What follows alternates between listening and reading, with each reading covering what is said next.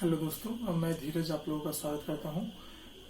Actually हम लोग 11 का मैथ बना रहे थे। कल हमने एक्सरसाइज 1.1 कंप्लीट किया है। अगला एक्सरसाइज हम लोग करेंगे एक्सरसाइज 1.2। उससे पहले उसमें कुछ थ्योरी है जिसे हम लोग एक बार देख लेते हैं, राइट। तो थ्योरी हमारे पास स्टार्ट होता है एम्प्टी सेट। इसकी फर्स्ट चैप्टर है 11th का, हम लोग पढ़ रहे हैं। और आगे जो हमारे पास अब इसकी जो क्वेश्चन आएगा वो आएगा एम्प्टी सेट। मतलब अगले वाले चैप्टर में हम लोग पढ़ेंगे एम्प्टी सेट,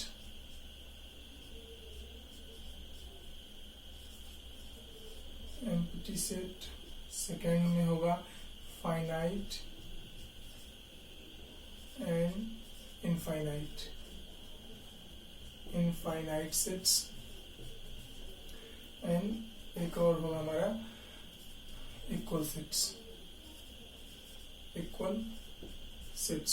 ये तीनों जो हम लोग कर लेंगे तो एक्सरसाइज 1.2 के क्वेश्चंस बनने लग जाएंगे। अब क्या है कि इसमें हम लोग ये वाला करते हैं, फर्स्ट वन वाला, कि जो पहला वाला है कि एम्प्टी सेट क्या है।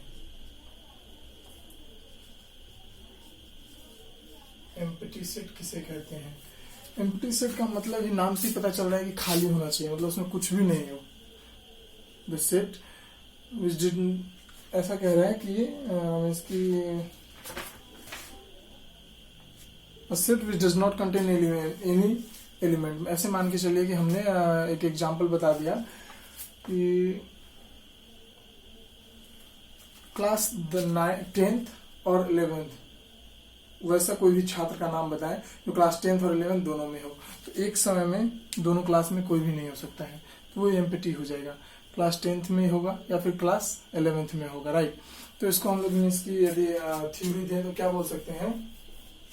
The set which does not contain any element। बहुत इजी है। The set which does not contain any element which does not contain any element is called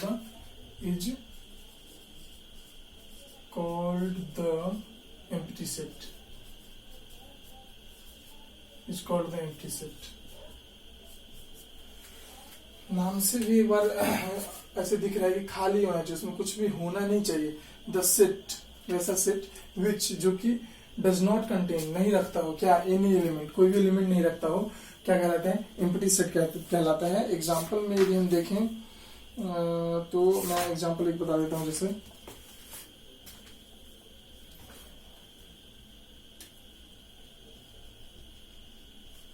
क्या लिखा है? Let A is equal to X such that 1 is less than X and x is greater than 1 and less than 2।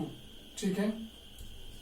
x is a natural number, x is a natural number। देखते हैं, example है, इसको समझते हैं। Empty set कैसे पता चलेगा? देखिए क्या कह रहा है कि ऐसा मानिए कि a is equal to X such that x कहां से कहां तक लाई करेगा? 1 से 2 के बीच में। यदि ये क्राइटेरिया नहीं होता तब तो हमारे पास x की कुछ तो वैल्यू आती, 1.1, 1.2, 1.3, 1.2, कुछ भी आ सकता था। तब हम बता सकते थे कि ये ब्लैंक नहीं है, एम्प्टी सेट नहीं है, खाली नहीं है। अब इसने क्राइटेरिया क्या दे दिया कि x is a natural number. Natural number हमें पता है कि गिनती की संख्या को नेचुरल नंबर कहते हैं। 1 और 2 के बीच में गिनती की संख्या तो है ही नहीं, तो इसका मतलब इसमें जो है ये एम्प्टी सेट हो गया। तो हम इसको कह सकते हैं then A is an empty set. Then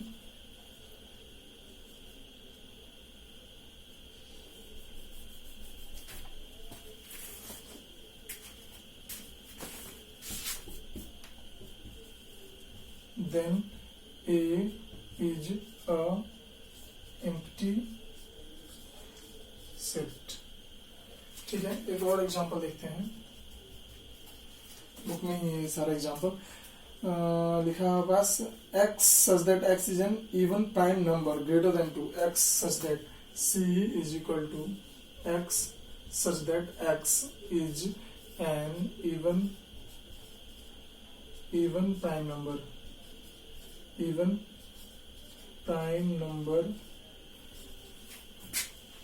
greater than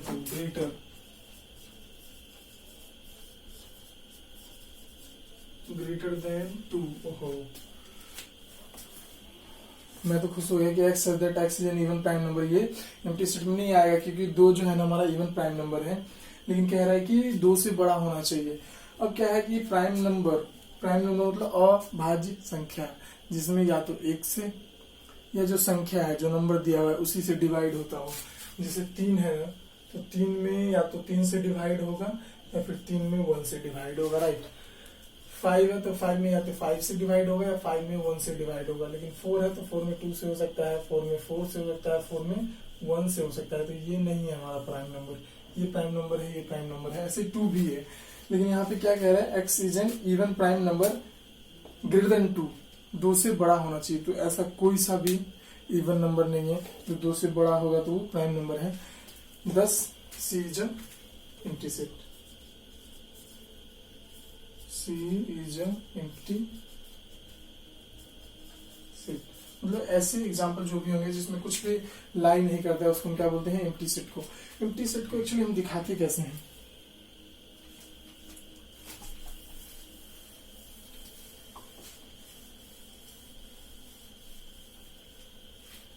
empty set is denoted by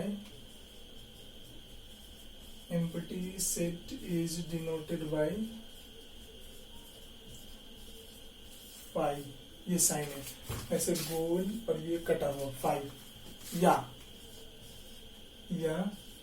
middle packet और कुछ भी नहीं अंदर में, तो उसको हम बोलते हैं empty set. Empty set is denoted by 5 और मिडिल ब्रैकेट जिसमें कुछ भी नहीं होगा। बस इतना ही है एम्प्टी सेट, और इससे ज्यादा कुछ भी नहीं है। एग्जांपल जिसमें कुछ भी नहीं होगा उसको हम एम्प्टी सेट बोलते हैं। आगे आ रहा है फाइनाइट सेट और इनफाइनाइट सेट। नाम से ही इसकी पता चल रहा है, फाइनाइट मतलब कुछ भी फाइनाइट होगा, और इनफाइनाइट मतलब या तो इनफाइनाइट होगा। इसकी बता नहीं सकते कि कितना होगा। फाइनाइट मतलब हाँ एक लिमिट है, डिफिनिट है चीजें। तो नेक्स्ट हमारा फाइनाइट है। Finite and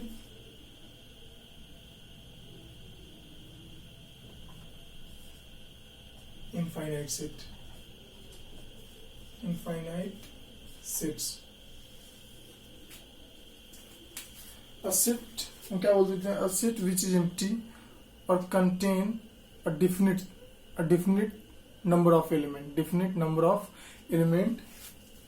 is called finite, otherwise are said to be infinite। क्या बोल सकते हैं इसको, a set which is empty, या तो वो खाली होगा तो भी फाइनाइट है, इसकी कुछ भी नहीं है उसके अंदर तो फाइनाइट है, हम बता सकते हैं कि फाइनाइट है। एंड या फिर उसमें कुछ तो डिफिनिट है तो हम कह सकते हैं कि फाइनाइट है। लेकिन जिसको डिफिनिट नहीं है, जिसमें मीन्स की पता नहीं कितना होगा, तो वो इनफाइनाइट है। नाम से ही पता चल रहा है हमारे पास। इसको यदि मैं लिखूं तो यहाँ पे लिखा है, a set which is empty और consist of a definite number of element. A set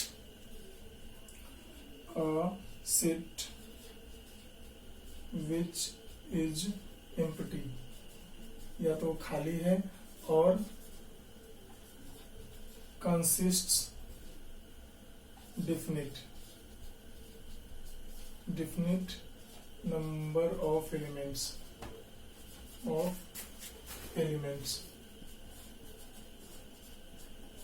definite number of elements called finite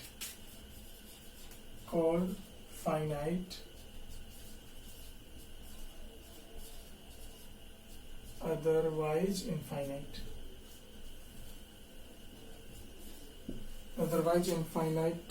otherwise the set is called infinite। ठीक है, it's called finite, otherwise the set is called infinite। ठीक है, a set which is empty, नाम से ही था वैसे पता कि फाइनाइट होना चाहिए। जैसे हमने बोल दिया even prime number less than 10, even prime number less than 10, तो उसमें हमको पता हो गया कि हाँ एक ही है, 2 है, इवन प्राइम नंबर है।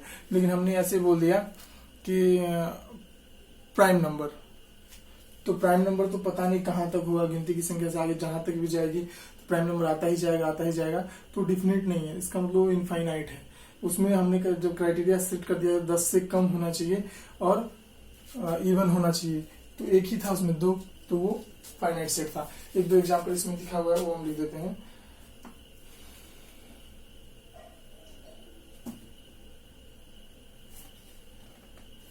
अब जैसे ये हमारे पास दिया हुआ है a इज इक्वल टू 1 2 3 4 5 6 बंद। b हमारे पास दिया हुआ है ABCD EG, A B C D E G, and एक और दिया हुआ है C में दिया हुआ है men living presently in different parts of the world, men living presently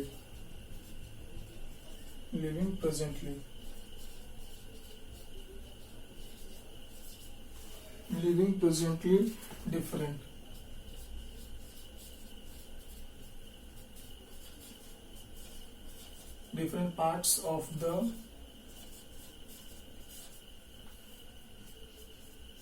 world.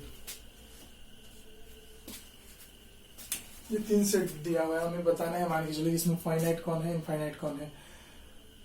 तो number of elements in A 1 2 3 4 5 6, number of elements in A n of A is equal to 6, finite है, right. Number of set in B या number of element in B 1 2 3 4 5 6, okay.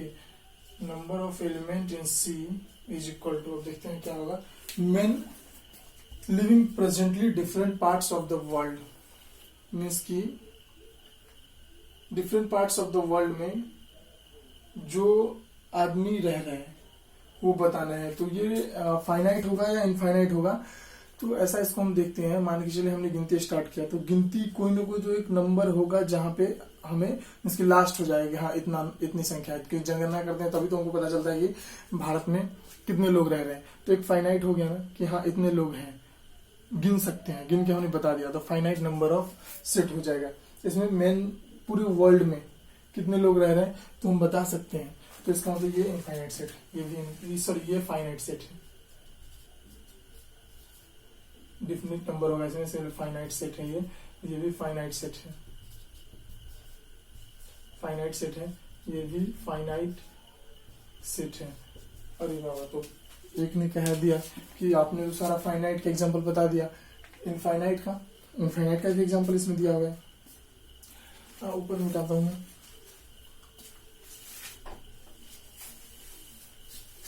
Actually इसको एक बार फिर से मैं बता देता हूं, जिसमें अ सेट विच इज एम्प्टी, या तो वो खाली रहेगा या कंसिस्ट डिफिनिट नंबर, मींस जिसमें डिफिनिट नंबर होगा तो वो हमारा कहलाएगा फाइनाइट। यदि डिफिनिट नंबर नहीं है तो कहलाएगा इनफाइनाइट सेट। खत्म। इसमें है 6 तो फाइनाइट है, इसमें भी है 6 तो फाइनाइट है, इसमें भी कुछ ना कुछ एक पार्टिकुलर नंबर आएगा तो फाइनाइट है। एक्चुअली इनफाइनाइट में कैसा होगा, इनफाइनाइट में भी देख लेते हैं।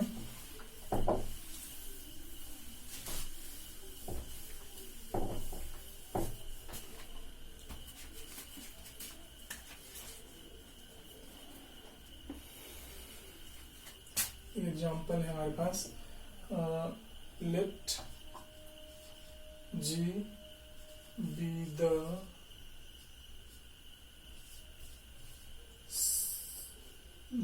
the set of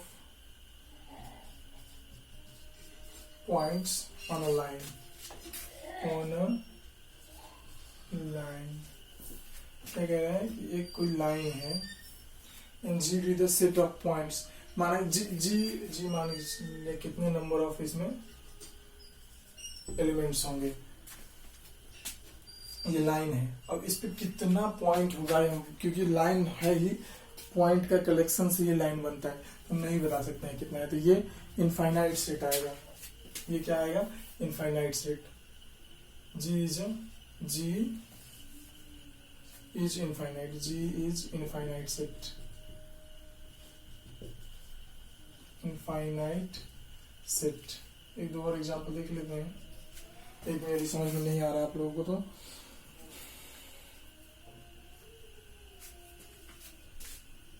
ऐसे लिखा है कि x such that x, ये क्या है, epsilon n and x is prime। ठीक है, ये यदि ये क्राइटेरिया नहीं होता फिर भी ये इनफाइनाइट ही था, क्योंकि कह रहा है कि x such that x is the member of n, x is the member of n, या x belongs to n, या x एप्सिलॉन n। ठीक है, तो इसका मतलब होता है बिलोंग्स टू, x जो है ना इसकी सदस्य है, n का सदस्य है। तो n क्या है, नेचुरल नंबर है, हमने पहले भी देखा है, बताया होगा फर्स्ट क्लास में कि n 4-5 चीजें बताया था, n बताया था, q बताया था, r बताया था, g बताया था। तो x जो है ना नेचुरल नंबर का इसकी सदस्य है। कितने नेचुरल नंबर है बता नहीं सकते, इनफाइनाइट है। फिर भी उसके बाद भी उसने क्राइटेरिया सेट कर दिया कि x इज प्राइम, मीन्स की x जो है ना अभाज्य है, अभाज्य भी इनफाइनाइट है। तो इसका मतलब है ये क्या है, this is infinite set. The given set is the set of all prime numbers, since set of prime number is infinite, set of prime number is infinite, set of prime number is infinite। ठीक है, एक example और यदि देखते हैं तो इसी में है x such that x is an element of n and x is odd, x such that x is an element of n and x is odd। वही बात है कि इस ये भी हमारा में इसका इनफाइनाइट सेट है। Set of prime number is infinite. Odd number भी इनफाइनाइट होता है, हम यहाँ पे लिख देंगे since there are infinite number of odd number is the given set is infinite, given set is infinite।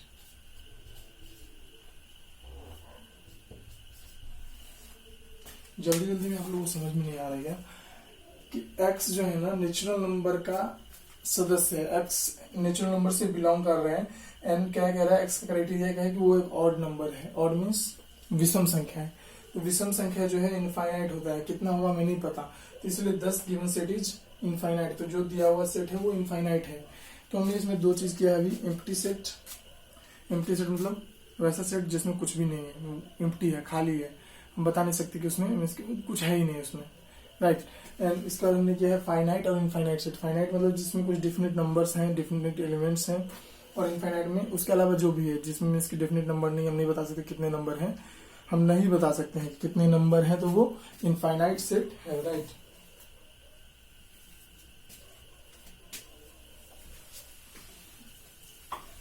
एक बचा हुआ है equal sets.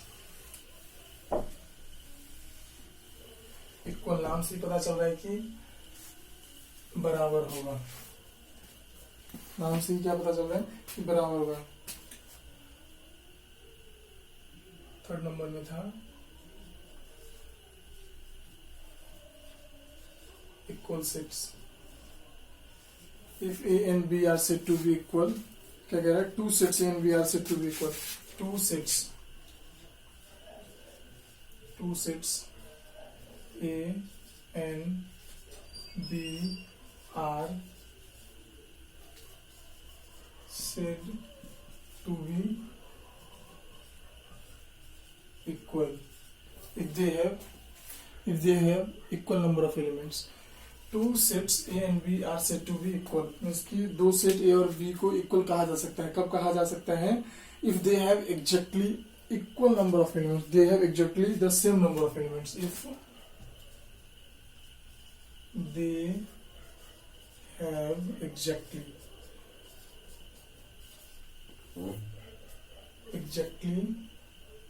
the same number of elements, same number of element, same number of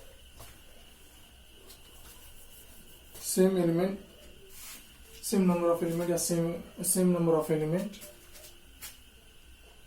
या A is equal to B equal set होगा। क्या कह रहा है कि two sets A and B are set to B equal, दो set A और B equal होगा कब होगा, इफ दे हैव, जब दोनों में, इफ दे हैव मतलब जब उसके पास exactly the same number of element, जब उसमें सेम नंबर ऑफ एलिमेंट होगा। या फिर हम उसको लिख सकते हैं एंड वी राइट, या A is equal to B, हम उसको लिख सकते हैं and we write A is equal to B. हम क्या लिख सकते हैं उसको, ए बी के इक्वल है।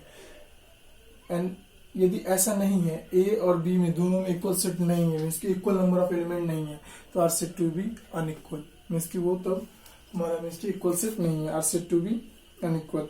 एंड वी राइट, जब अनइक्वल होगा, अनइक्वल होगा तो A is not equal to B, easy है। इक्वल सेट मीन्स की जब एलिमेंट ए में और बी में, ऐसे मैं लिख देता हूं, व्हेन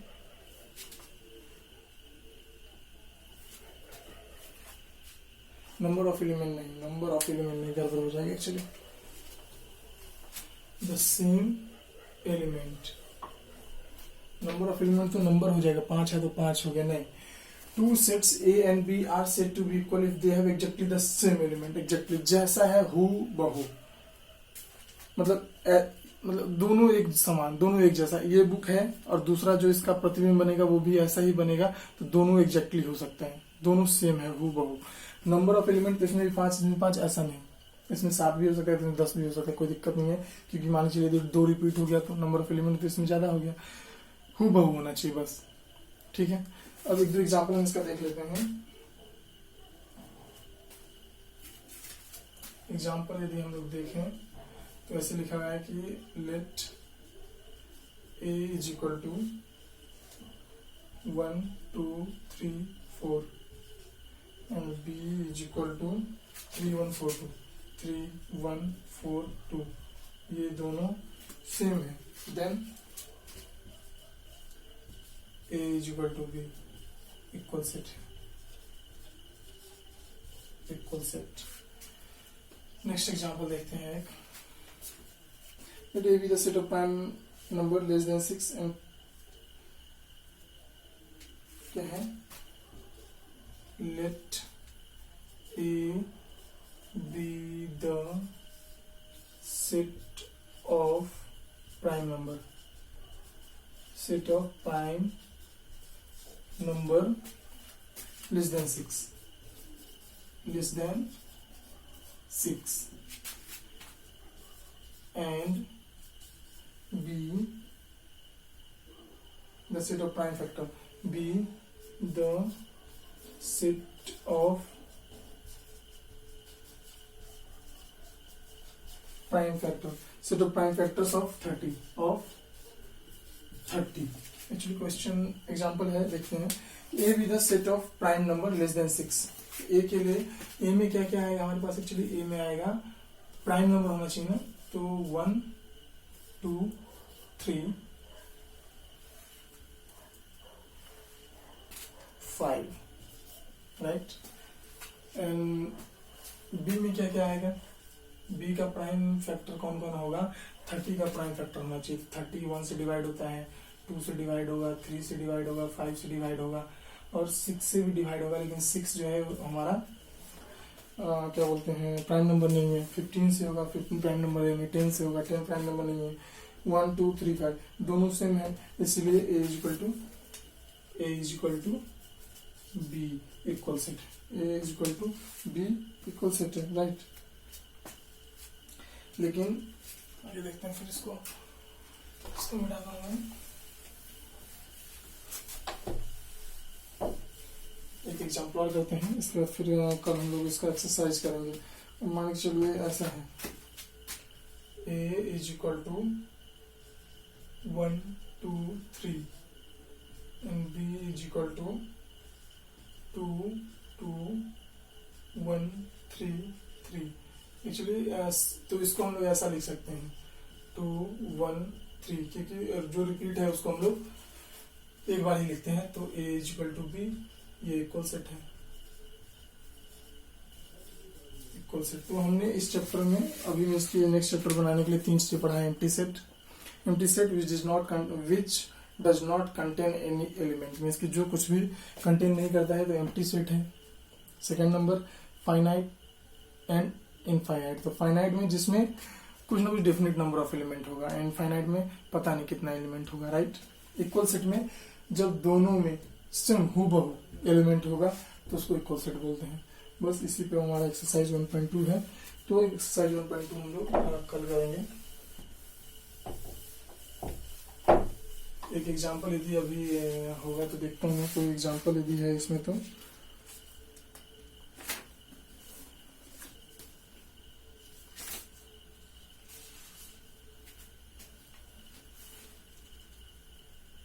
कल ही देखते हैं actually. Thank you very much.